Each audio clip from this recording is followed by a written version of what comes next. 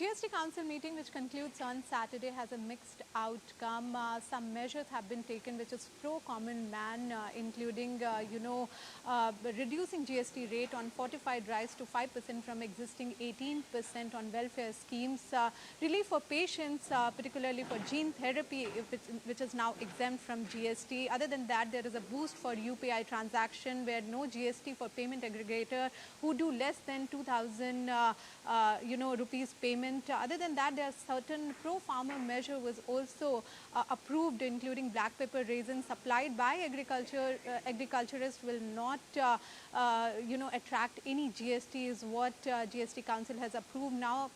There are certain clarity also given by the council, particularly on the treatment of the popcorns and how it will be categorized, based on how the popcorn is being prepared. For example, if it's caramelized, it will be treated as confectionery and will attract 18% of GST. Other than that, there is a clarification came in terms of used vehicle, including electric vehicle.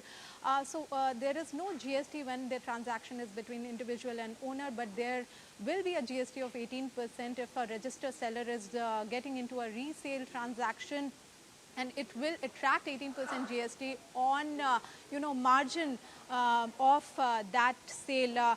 However, there are certain contentious issues which remain unresolved in the Saturday meeting, which of course include the rate rationalization exercise. The GOM has yet to submit the report on the rate rationalization. Other than that, there are GOM on the health and life insurance matter is also being deferred and requires more inputs on deliberation, and in fact they sought input from the insurance regulator on the matter, and also on the food delivery platform, which has been contentious issue for all food delivery platforms like Swiggy and Zomato.